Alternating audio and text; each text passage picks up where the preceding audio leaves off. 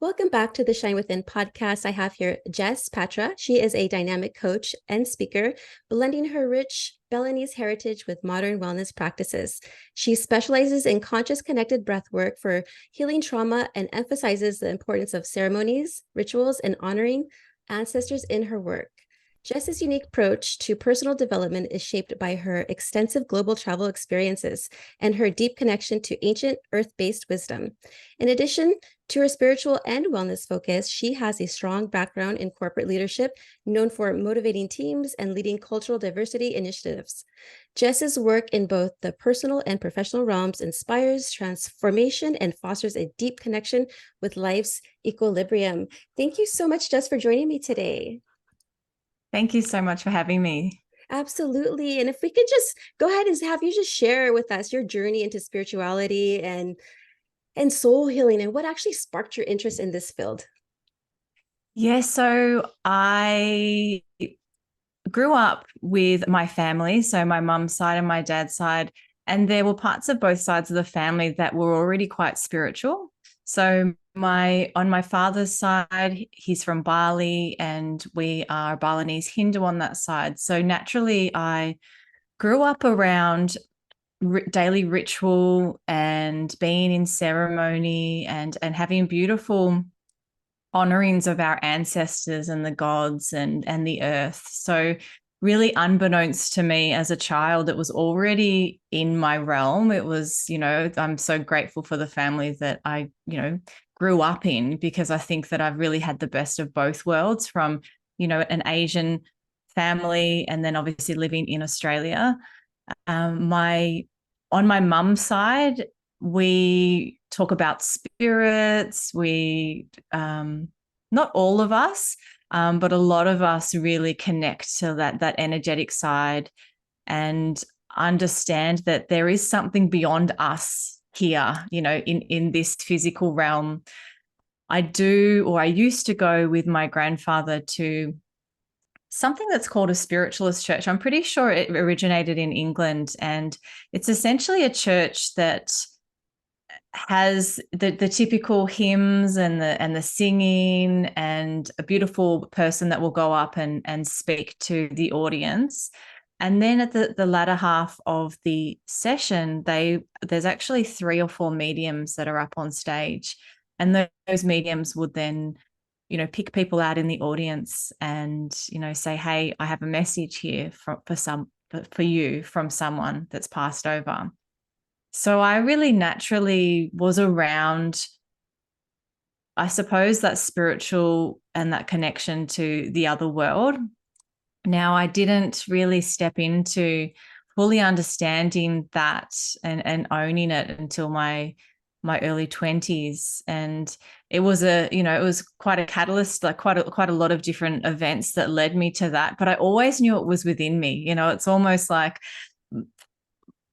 my body and my mind and my soul let me have and experience things that were outside of the spiritual world, and let me, be a bad girl and do bad things. And when I say bad things, I mean like, drinking and doing all the things that people do to really experience life.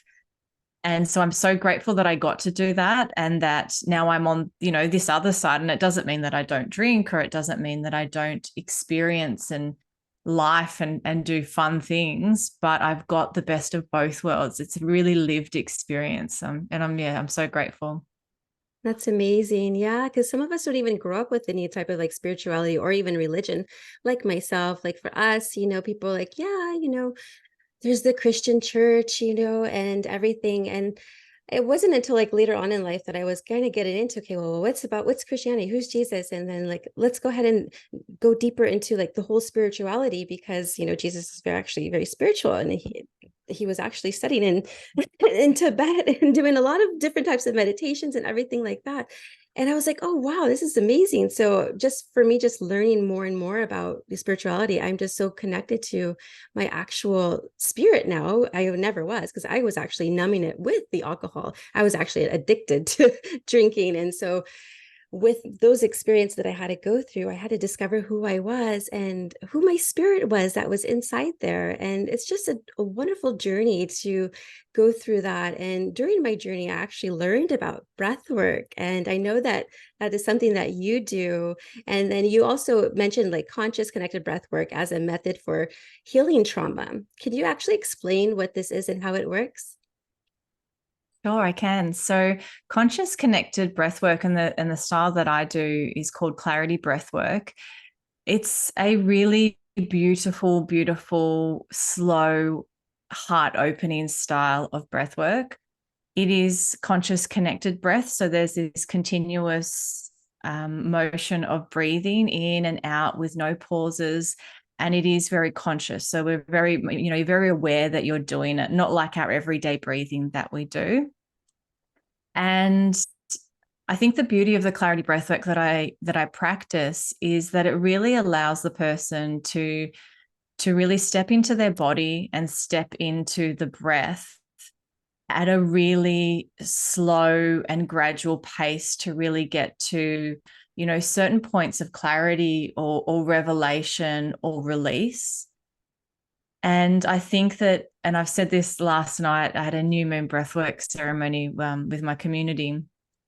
And I always say that there is so many different types of breathwork out there, and they are all required. They're all needed for someone. There's so many different styles where it's, yogic breath, so pranayama, or breath work where there is that faster breathing. So there's that like faster shamanic, almost trance-like state that you can get into really quite fast.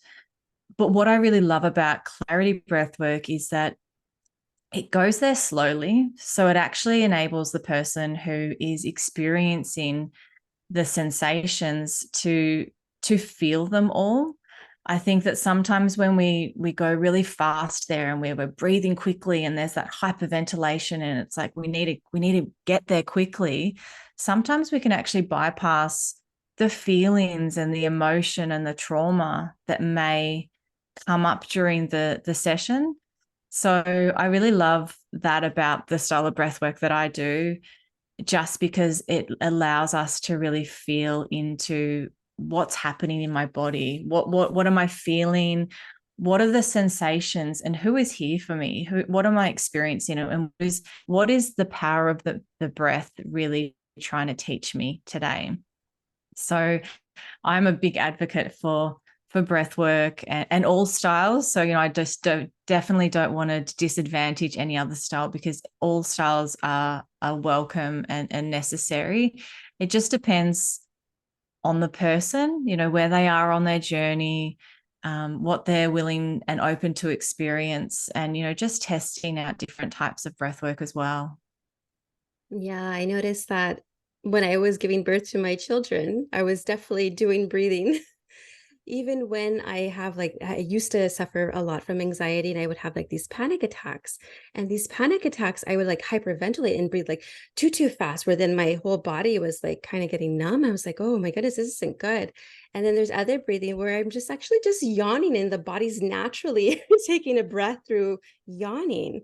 So I really enjoy the breathing, but I wanted to find out, what is your favorite breathing technique? So I would have to say it is clarity breath work. And that's maybe because I'm, in the middle of, taking people through journeys on that. And so I want to say today that's my style. And as again, I said, and I kind of want to touch my heart, and it's very heart opening because you're going so slowly. And the way that I've been taught to lead these groups and these individual sessions and to hold space is just from a really beautiful, like feminine style of breathing. So I really love it. And I love the transformation that I see in my clients. I've had people of all ages, I've had people I've had wives, bring in their husbands who have no idea what they've walked into. And, friends come in together to experience breathwork together and have no idea as well what is, welcoming them on the other side. And I think the beauty of it is just seeing people's faces after and speaking to them after their journeys, and just been so, some people are really gobsmacked by the experience and what they felt. And it's almost like this innocence of reminding themselves, who they are and who they were, and taking away, the self-limiting beliefs and all of the who am I, and, almost going back to that childlike state and that remembering of who we are, and that some of the stuff that we have in the outside world is so small and so not worth bothering about when we remember who we are and why we're here. Because I think sometimes the outside world can really distract us from really, stepping into our body and being really present with ourselves. So to answer your question, clarity breathwork is the style that I love and that I use at the moment. But who knows, that may change. Yeah. That's so cool. Yeah. And it's funny that you mentioned a husband who's like going inside, what the heck am I doing? His wife is bringing him in because I had just introduced my husband to like breath work not too long ago. And now he's like, hey, do you want to breathe? Hey, do you want to breathe? And then we even introduced my stepson. I know my other sons they kind of like it, but the stepson really enjoys the breathing. And he's like, oh, right. I feel so much better. And it's really important to get them into that practice at a young age, because I have a 7 and 8. No, actually, I'm sorry. He just turned 8, an 8 and a 9-year-old. And so with them just actually growing up and learning about like who they are, I think breathing is an important should be an important part of their like morning practice or after school practice or before we go to bed practice. It's so nice to see them actually enjoy it. Actually, just one of them enjoys it. The other two are like, especially the oldest one, he's like 15. So he's like, I don't know about this stuff, but that is just being teenagers. But I noticed when I breathe, for me, when I first started breathing, I've been doing it for about a year now, and I do what's called hypno breath work, and it's also like kind of like a guided meditation as well, where we breathe in through the belly and into the chest and out to the mouth, using all in our mouth, like and then we can do it whatever pace we want to. But I noticed at first when I started breathing, I was like getting these tingles everywhere. Do you know what that means? And I was getting cold. Yeah, so when we breathe, it can start to, especially if it's that conscious connected breath and we start to breathe, for longer periods of time, it can actually elicit different feelings within the body and obviously different emotions as well. So depending on the type of breath work you're doing. And so we can start to have those tingling sensations, and we might get hot or cold, and there might be different emotions that come up. I've had some people that have started to cry, really, just this enormous amounts of release coming through them. And I've also had people, in like giggling through their session, which is so beautiful to see, the different parts of how we can release. And it is your body releasing, being in that very parasympathetic nervous system state, that you're so calm and relaxed that you're ready to release any tension and stress and anxiety that is within your body. I do find that when it's people's first breathwork journeys, particularly if they're having a deeper session, that they tend to feel those sensations more so during the first sessions than they do if they, continue on with the journey and are breathing every month or every day. So it makes sense that you were feeling those sensations and those feelings, when you started the journey. So yeah, it's great. And I think it's really good that practitioners, prepare people for those feelings. I know that I've had people come into my sessions before, and I think they thought that it was very similar to yogic breathing or some type of meditation. And there's some apprehension there. There's some there's a little bit of fear and anxiety for them because they're like, gosh, I don't know what I've just walked into. What does she mean that there's going to be these tingling sensations, or I may have a release of emotion? But when a practitioner is, holding space and guiding people and giving them handing over I suppose, the reins to say, this is your breathwork journey. And so if you feel unsafe at all, or if those sensations or those feelings become too much, you can slow the breath down. You can turn on your side, if that feels protective for you, and then, rejoin when ready. So, I think it's really beautiful. I'm sure that when you first started, that your practitioner or whoever was guiding you, gave you those caveats, because I think if we're not receiving those little, words of wisdom at the start of a session, and then we start to feel that the tingling sensation and in some cases the pain or the bliss, whatever emotion it can be, it can really stop people from, really dropping into it if they're not prepared. Yeah, I remember I was one time I was doing the breathing, and then like I was crying, but it was from joy. I felt very happy. It wasn't a sad cry. It was more like, wow, I've come a long way. I'm feeling so much better. I transformed my life. And so it was like crying of joy. But I've heard some cases where women are just like, because I mostly work with women, and also I'm in this entrepreneur women's group as well. And so a lot of them do breathing exercises and have shared with me that they'll just start crying, like sobbing. And perhaps that's, the childhood trauma that is being released. But I think a lot of people are just having all that built up in their body, and they don't know how to release it, and it was just bottled up in there.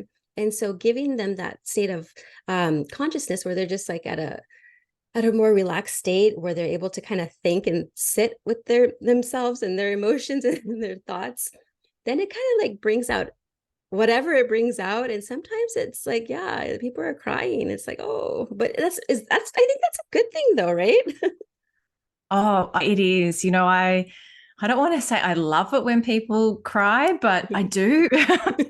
I do, because it's like they have felt so comfortable to be vulnerable and to go there and to feel, because so much of society and so much of this quick-paced life that we all live, it stops us, it almost numbs us in a way. And so, like you said, if someone has experienced any childhood trauma that they haven't been willing to go to, they haven't been willing to see for themselves at that point, I think it's really beautiful that firstly, someone can be so comfortable that they are ready to release, and then letting it come out, because there's some people that can start to cry and then go, oh no, I got to stop, got to turn it off. And I see that in sessions where it's almost like they're judging themselves, because I'm not judging them. I want them to cry. I want there to be a release, cry or laugh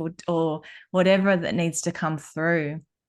And I think that there is that person that starts to cry and stops, and that's when they obviously they do need more sessions, and they do need to feel safe, and maybe if they're in a group environment, they need to be doing a one-on-one session where they feel comfortable to do that with one practitioner.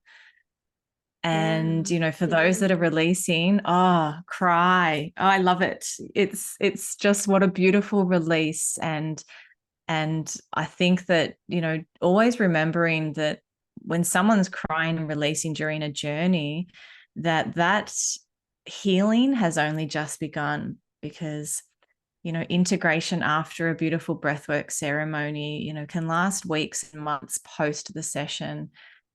And, I would invite anyone that's listening and anyone that has happened to, is that continue to listen to the messages that the breath and your mind and your body are telling you, because it wasn't just that hour of breathing that you experienced that you're healing. You're continuing to heal and to pull down those layers.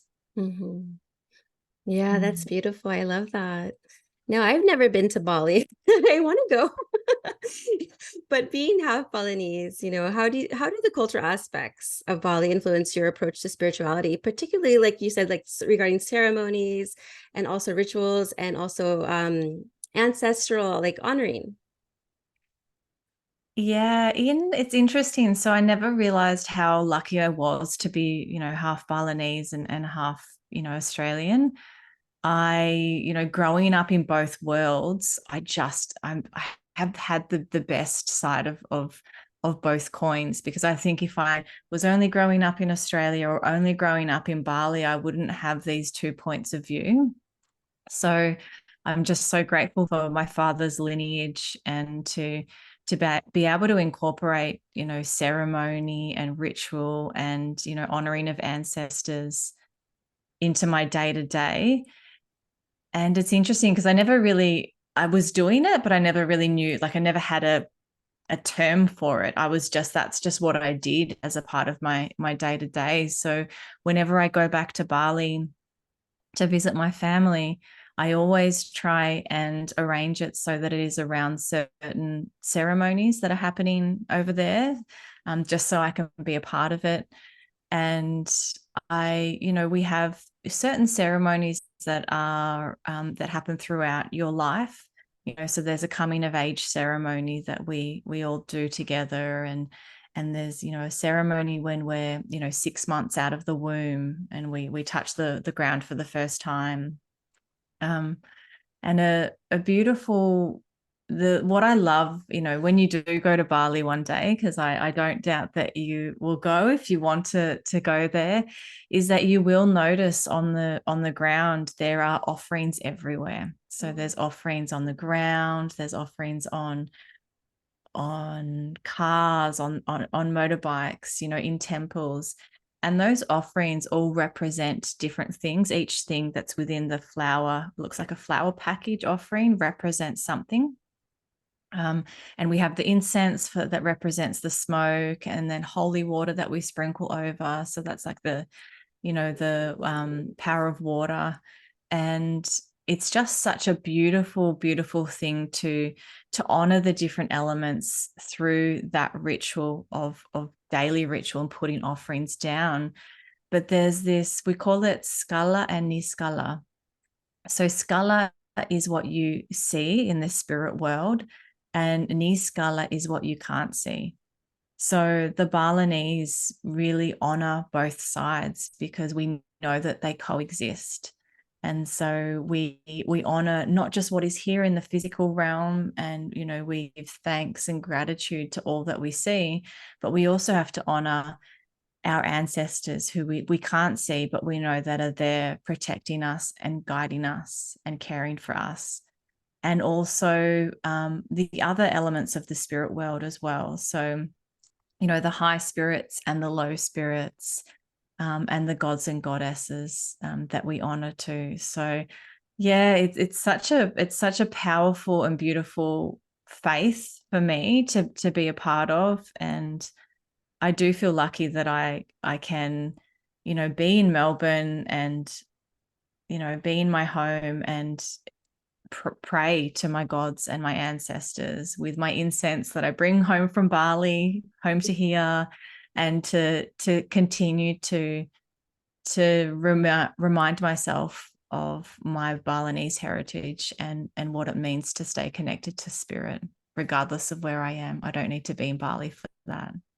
That's right. Yeah, that's beautiful. Thanks so much for sharing that because I was curious.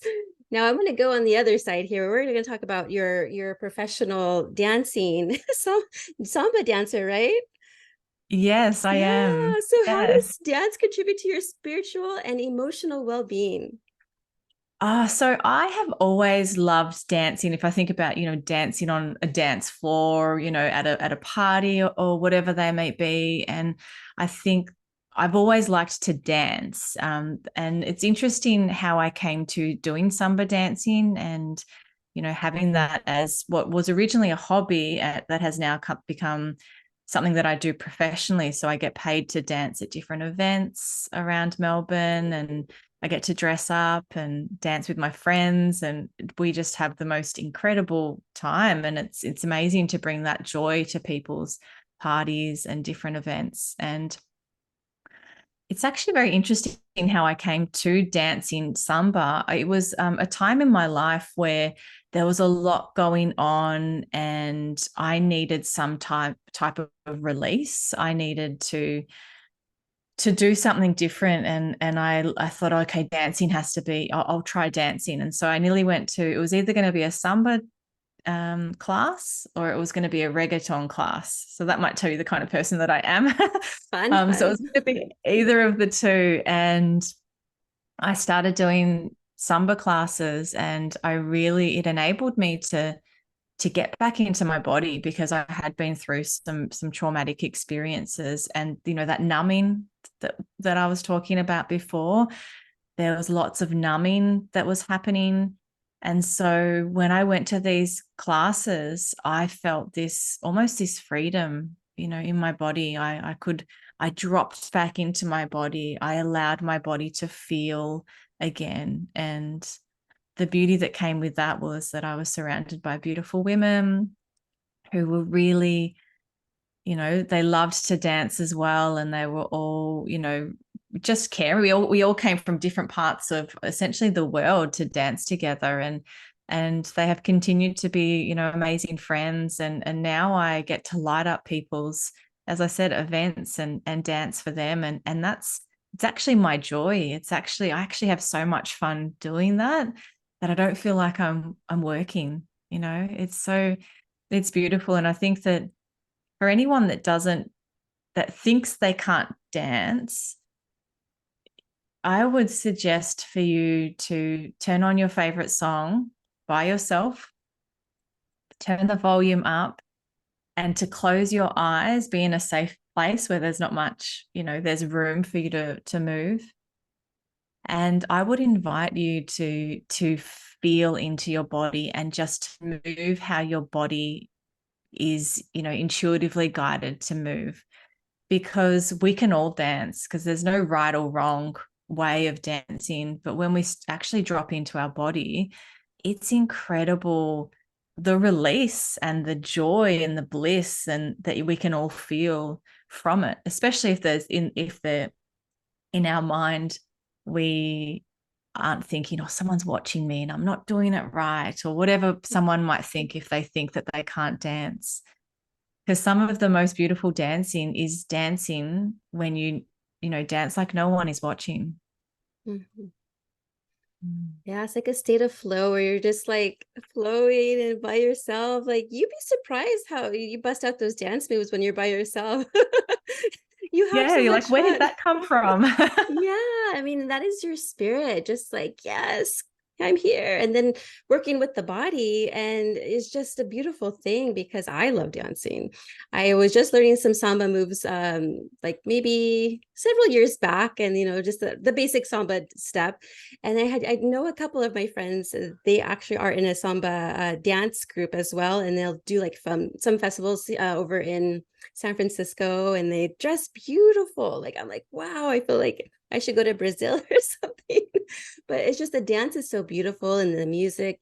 And then you were talking about you with a bunch of beautiful women. I mean, that energy of you ladies together, I'm sure that was brought so much joy and happiness just being together, dancing, doing what you love doing. And it's just like the energetic exchange amongst you guys. I'm sure you had a wonderful time. And yeah, it doesn't feel like Yeah. work. It doesn't feel like work, No, right? it doesn't at all. And I think the beautiful thing is a lot of us, we're not Brazilian, but we really honor the culture and the dance. And a lot of us have been over to Brazil. So I danced at Carnival Oh, one year, and I was on a float. And we really want to make sure that we are honoring their culture and their dance and the sacredness of it. It's not just about feathers. It's not just about money. It's that monetary exchange. There is that deep understanding of bringing Brazilian dancing to people, even though we're not Brazilian. So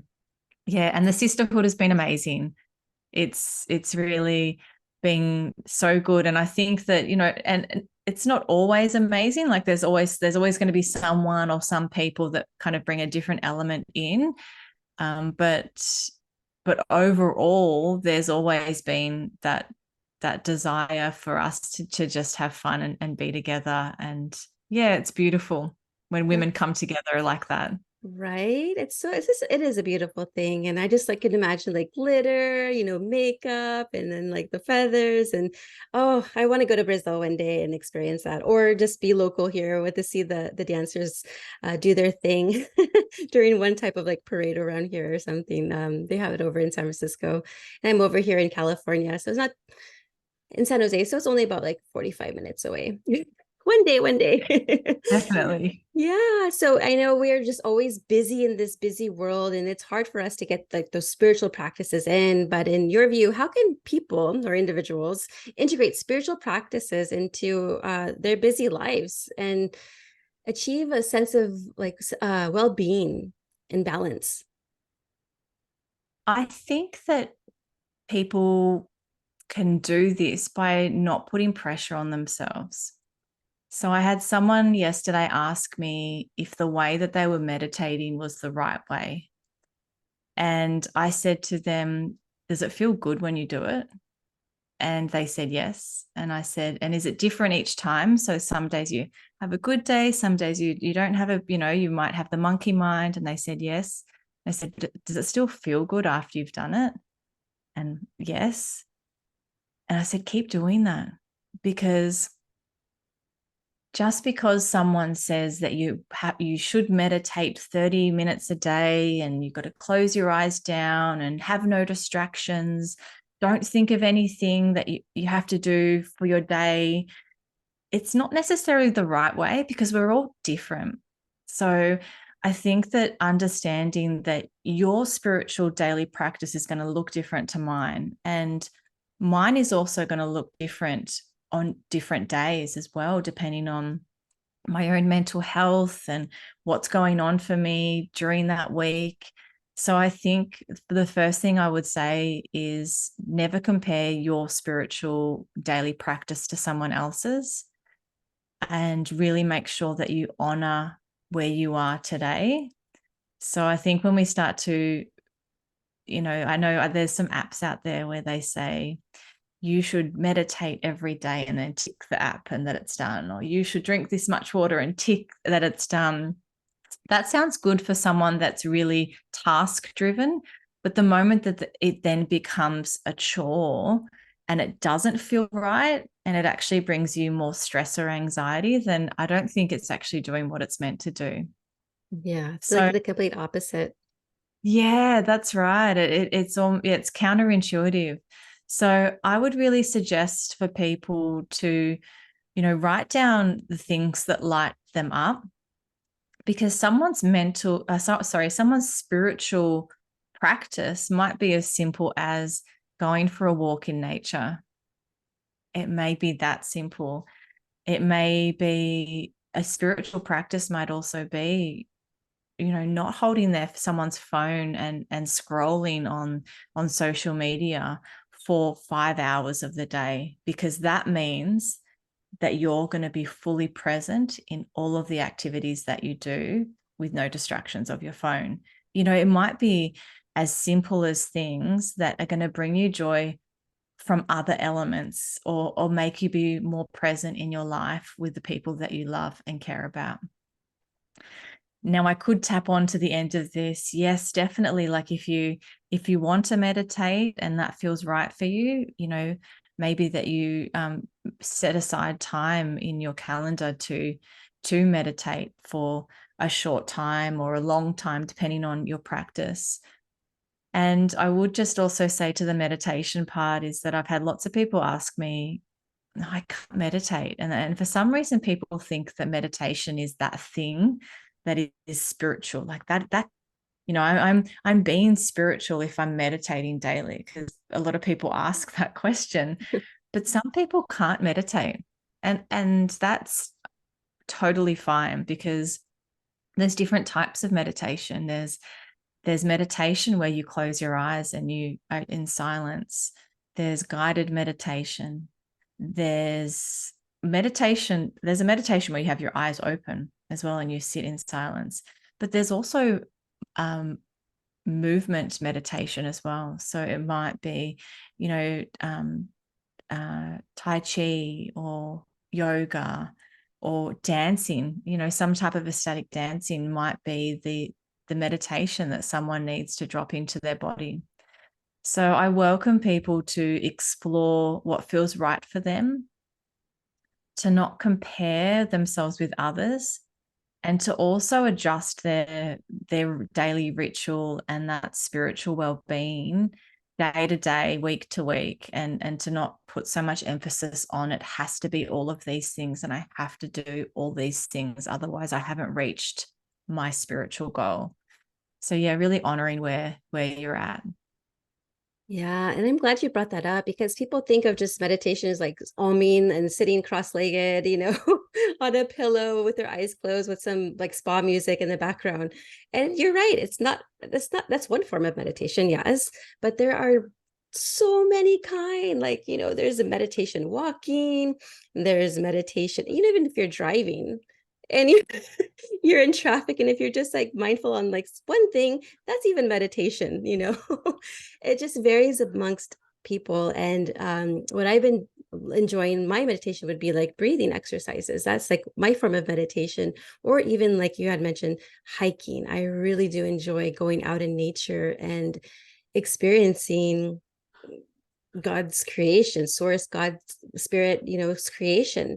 And I just honoring everything that is given to us, and just like, wow, amazing. The wind is blowing through, in my hair, and I just feeling that wind on my face feels so good. And just breathing fresh air, seeing the water flow in the creek, and then just seeing like the different animals around. Like so I do massage therapy, and one of my clients, we do the massage outside, and his family has a beautiful backyard. It's like they call them their little oasis, and plants and everything. And then there's these little lizards that would just come out. I think they're the alligator lizards, but they are so cute. And I know I'm massaging, but I'm at a point where I can massage and not really pay attention to the person because I'm just intuitively, I already know what I'm doing, but I'm focusing on the on the little lizard, and it's just like, wow. So even that is a nice form of meditation as well. Is appreciating the little animals and creatures that are around us. Spiders, I'm Yeah, trying.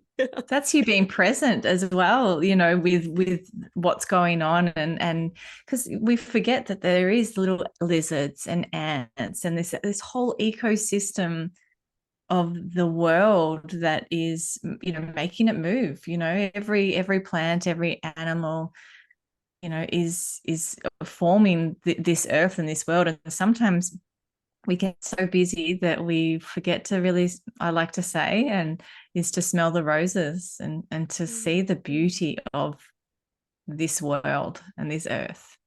Absolutely. Yes. Go explore outside, not in the city, but Yes. go to the hills, your lake, wherever is close by, a nice destination for you to check out.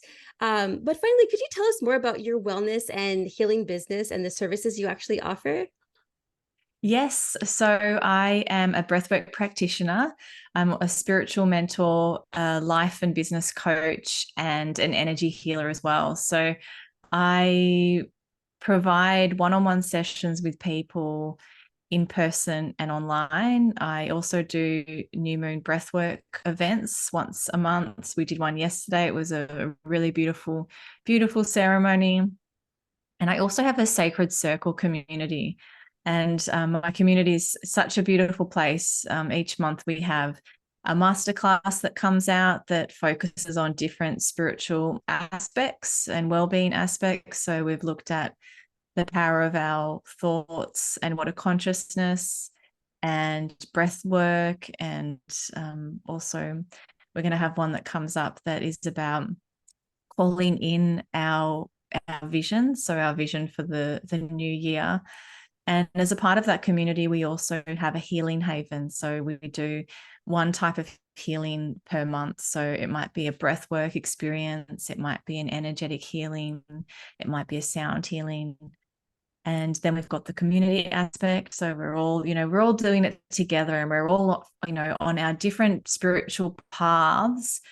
And there's no one's ahead of each other, no one's above each other. We are just all living our lived spiritual experience, and and growing and evolving together. So yeah, they're the things that I do with my clients, and I'm really looking forward to inviting more people into my community, because I feel like that's what I was missing. And as I've started to be on my path, I had to really find my own feet and read so many books and do so many courses and learn more. So it just feels really beautiful to bring a community of like-minded people together and to guide each other, because I'm learning just as much as they are, and I'm inviting other teachers from around the world as well to teach their modality and to pass that on to others. That is so awesome. It's all about collaboration. Yeah, and the community is very important. Yes. And I think that's what a lot of people have been missing. They've been missing that community. And you just like with being around like-minded people and everyone who is going towards the same goal, like discovering their spiritual path and learning more about themselves. It's wonderful to be around that. Like I said, it's like an energetic exchange. You feel good when you're around people that you like. So So true. yeah. Now, where can people find your website? It's can you go ahead and say your website, and also where they can find you on social media? Yeah, sure. So my website is putujespatra.com, and my social media accounts are at putujespatra. So my first name is Jess Patra, but my middle name, and it actually should be my first name, is Putu. So Putu, for those that don't know, means firstborn Balinese child. So if you ever go to Bali, which I think you might, Yeah. you will meet lots of people that are named Putu. So that's my Balinese name, Wow, Putu this is Jess. beautiful. I love that. That's very pretty. I love that. Yeah. So any last words or any last thoughts? I would just probably like to say that, when we talk about daily ritual and what it means to you is not just, honoring where you're at today with your ritual, knowing that it can change, and really tapping into not the task that it is to do the ritual, but the feeling that you want to feel. So if you're wanting to feel calmness at the end of a spiritual ritual, and it is bringing you calmness, then keep doing that. But if the moment that task or the chore of doing this spiritual ritual becomes another feeling, change it up. I give you permission to change, because we sometimes forget that things shouldn't always be task driven. They should be, how do I want to feel Mhm. after I've done this? So I really tap into how do we want to feel once we've done those daily rituals. Yes, totally. Because sometimes it reminds me, like on days that I wake up, some days I'm like feeling really good, and some days I'm not feeling really good. So depending like on my mood, like what do I want to do today for my morning routine, And it depends, it varies. So that's nice that you brought up switching it up, because some people probably think they need to stick to one thing and that's the only thing they need to stick with. But yes, thank you for bringing that up, because that is very important. Switch it up. Listen to your That's body. right. Go with the flow, as you said earlier. Go with the flow and honor that. Don't make yourself feel bad or that you've done something wrong because you haven't done it, the same time every day like you should. Right. I So love that. Yes. yeah. Well, thank you so much, Jess, for joining me today. It's a pleasure having you on. And yes, I cannot wait to learn more about your ceremonies and what you do and how you bring or give love to the world. So thank you so much. Thank you so much for having me. It's been amazing. Thank you.